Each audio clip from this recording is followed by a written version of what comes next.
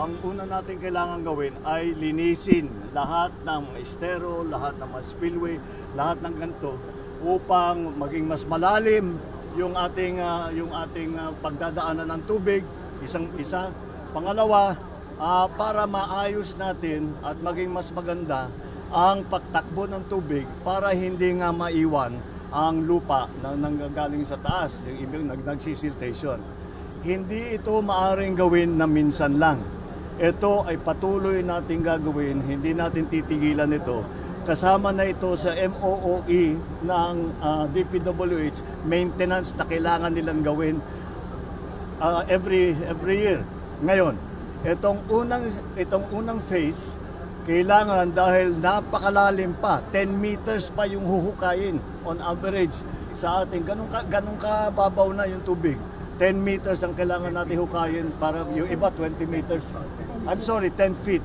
3 meters pala, sorry. 3 meters, 10 feet upang matiyak natin na maganda ang pagdaloy ng tubig.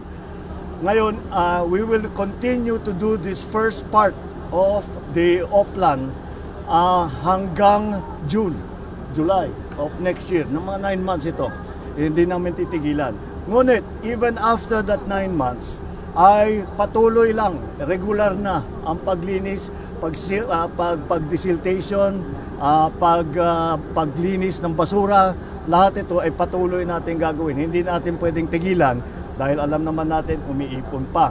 Ang estimate ng ating mga scientifico ay sabi nila mababawasan ng up to 60% ang pagbaha kung ito ay maging maayos na.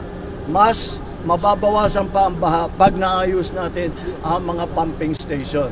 Kaya kung titignan nyo yung mapa, nandyan maliwanag kung saan yung mga problem areas, kung saan uunahin. Ngunit ito ay hindi lamang dito sa Maynila. Ito ay kung bagay, hindi mo na masasabi yung pilot project. Kung maalala ninyo, merong ginawang study ng tawag NOAA. Ang NOAA study was to study the flood control or the flood situation, especially around Metro Manila. Ngunit all over the Philippines na rin. Kaya on the basis of that study and on the basis of the coordination between, again, the LGU, the private sector, we will also bring kontrabaha to Cebu, to Bacolod, to Rojas City, to Bulacan, Pampanga, Cavite, Laguna, Pangasinan, Cotabato, Davao, Cagayan de Oro, and other places na madalas mabaha. So that is what that is what this signifies now. It's the beginning of a very wide-ranging program to at least partially solve the problem of flooding, especially in the urban areas, especially in Metro Manila and the other highly urbanized cities and provinces.